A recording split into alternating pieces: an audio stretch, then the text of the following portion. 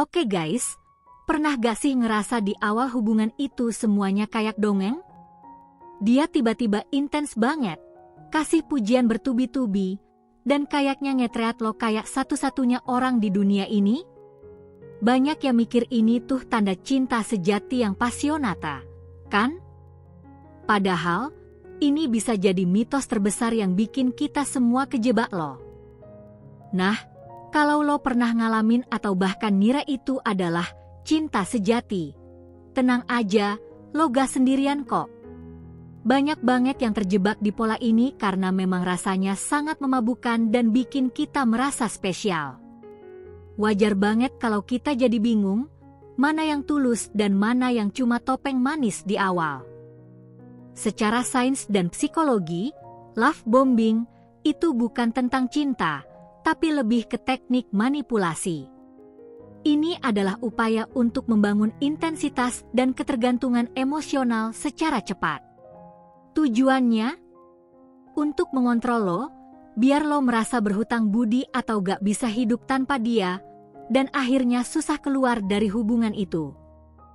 Terus, apa aja sih red flags atau tanda-tanda bahaya yang sering kita abaikan?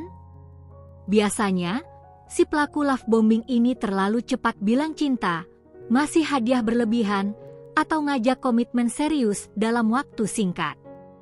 Mereka juga cenderung berusaha mengisolasi lo dari teman dan keluarga, biar fokus lo cuma ke dia aja. Mitos pertama yang sering berseliweran di medsos, kalau dia bilang kamu segalanya dan hidupnya cuma buat kamu, itu berarti dia serius banget. Faktanya, guys, ini justru bisa jadi tanda bahaya. Orang yang sehat secara emosional tahu bahwa mereka punya hidup sendiri di luar hubungan, dan gak akan menaruh beban sebesar itu ke pasangannya. Miskonsepsi kedua yang merusak hubungan, dia cuma lagi insecure makanya butuh perhatian lebih. Guys, ada bedanya antara insecure wajar dan manipulasi yang disengaja ya.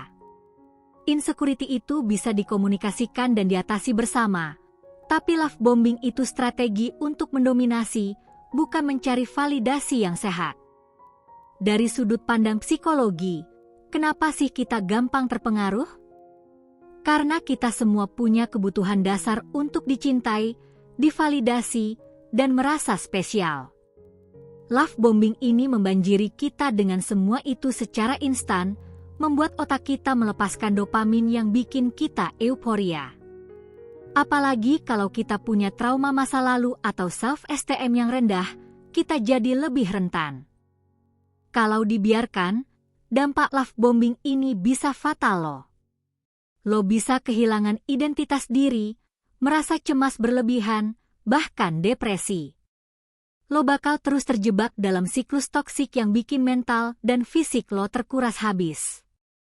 Jangan sampai harga diri dan kebahagiaan lo jadi taruhan cuma karena rayuan manis di awal. Terus, apa yang bisa kita lakukan hari ini kalau ngerasa lagi di love bomb? Pertama, set batasan yang jelas. Kedua, perhatikan polanya, apakah intensitasnya konsisten atau ada naik turun yang aneh. Ketiga, jangan buru-buru ambil keputusan besar. Dan yang terpenting, ngobrol sama teman atau keluarga yang lo percaya. Gimana cara ngomongin ini ke pasangan tanpa awkward? Fokus sama perasaan lo, bukan menuduh. Misalnya, aku ngerasa agak kewalahan sama intensitas hubungan kita akhir-akhir ini, aku butuh waktu lebih buat diri sendiri. Ajak dia diskusi, bukan konfrontasi. Kalau dia sayang, dia pasti akan ngerti dan menghargai batasan lo. Intinya, guys, cinta sejati itu butuh waktu, ruang, dan rasa aman untuk tumbuh. Dia gak akan datang dengan tekanan, manipulasi, atau janji-janji muluk yang terlalu indah. Aha!